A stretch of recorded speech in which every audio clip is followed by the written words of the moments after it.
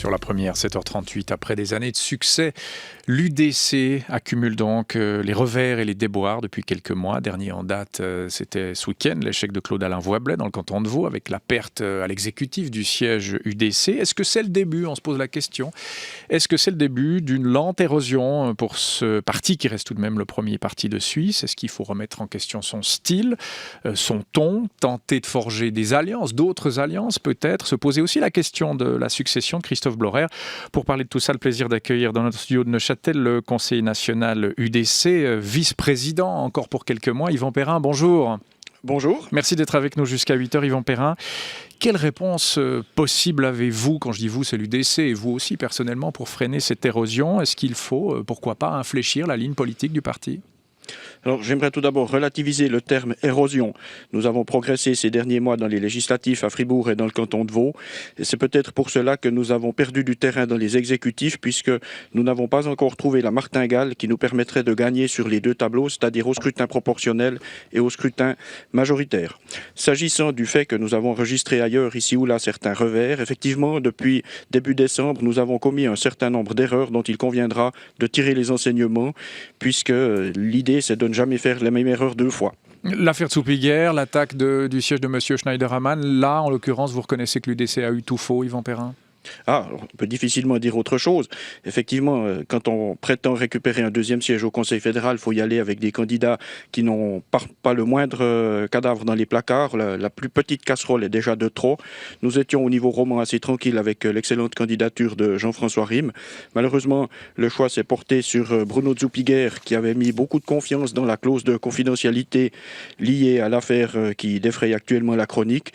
On sait ce que valent ces clauses de confidentialité. C'est une condition pour récupérer l'objet du litige, mais la partie qui a dû la signer sous la contrainte pour récupérer son bien n'a qu'une envie, une fois que justement elle a récupéré ce qu'elle souhaitait, c'est de se venger. Et là, ça n'a pas loupé. Ma question au début, c'était est-ce que vous songez à changer aussi de ligne, infléchir la ligne politique, peut-être changer de ton aussi? Est-ce que tout ça est discuté au sein de l'UDC? Oui, la forme est discutée. Le fond est le bon, n'est-ce pas? Les combats que nous menons depuis plusieurs années montrent maintenant que nous avions raison. Si on prend Schengen, les chiffres de la délinquance qui viennent de sortir montrent quand même que, contrairement à ce que promettait Micheline Calmiret, Schengen ne nous a pas apporté plus de sécurité. Dublin ne semble pas résoudre tous les problèmes de l'asile. Donc manifestement, nous étions dans le juste. Sur le fond, nous devons persévérer. Sur la forme, changer de ton, nous contre les autres, c'est un peu ça. Hein. On parlait de Calimero tout à l'heure dans Signature. C'est ce côté nous contre les autres, est-ce que là vous allez un peu changer de style? Nous allons certainement changer de style, et ce qui est aussi nouveau, c'est que les autres commencent à s'approprier le discours que nous tenons depuis de nombreuses années. Vous pensez au PS là? Alors je pense au PS, je pense au Parti du Centre qui maintenant évoque aussi des adaptations de la libre circulation. J'écoutais votre collègue Christian Favre tout à l'heure qui évoquait, je cite, j'ai cru que je tombais de ma chaise en entendant ça, les effets négatifs de la migration. Alors certes, il s'est tout de suite rattrapé en parlant des solutions populistes de l'UDC, mais c'est quand même assez nouveau d'entendre ça sur une chaîne du service public. Mais que le PS, et on entendait Christian Levrat hier dans Forum, empoigne ce thème, ça vous pose un problème? Non, surtout pas. C'est heureux que le PS commence à ouvrir les yeux. Simplement, pour l'instant, les solutions qui sont proposées ne sont largement pas suffisantes et le peu d'audace dont le PS fait preuve est déjà combattu à l'interne.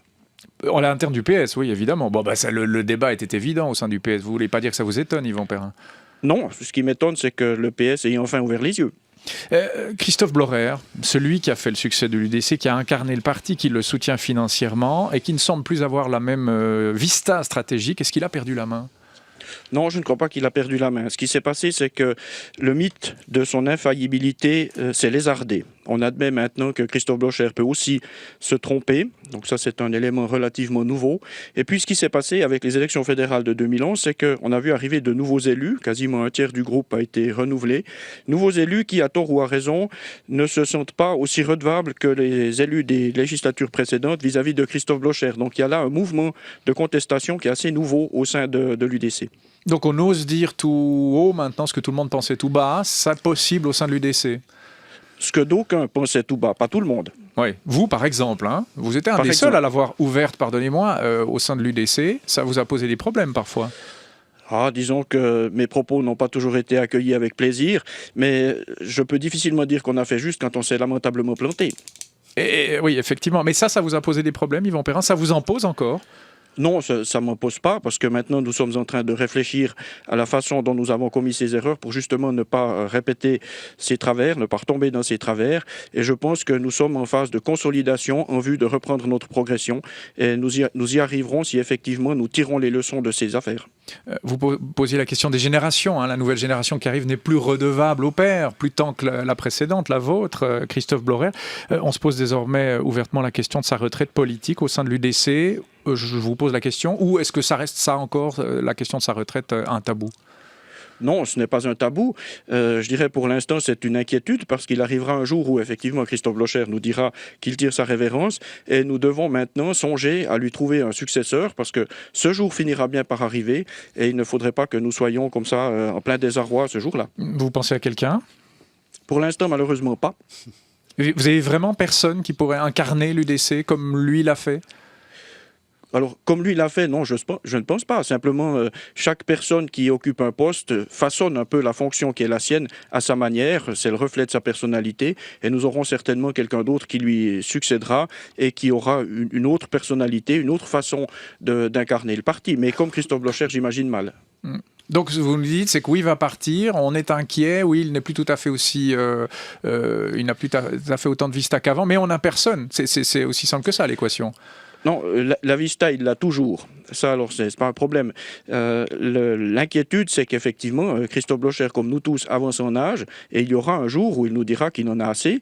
Et ce jour-là, nous devrons avoir un successeur naturel, et nous ne devrons pas commencer les recherches à ce moment-là.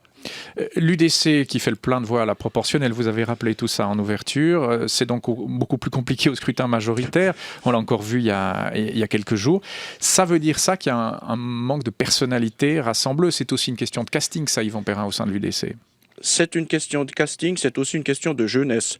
On le voit dans le canton de Fribourg et dans le canton de Vaud, qui ont une tradition PAI assez longue. On arrive de temps à autre à entrer dans les exécutifs. Dans les cantons où l'UDC est jeune, je pense à Genève, c'est un peu plus de 20 ans, Valais et Neuchâtel, un peu plus que 10. Nous avons beaucoup progressé au scrutin proportionnel, mais nous n'avons pas encore eu le temps de façonner des personnalités aptes à gagner aussi au système majoritaire, et c'est un chantier auquel on doit s'attaquer.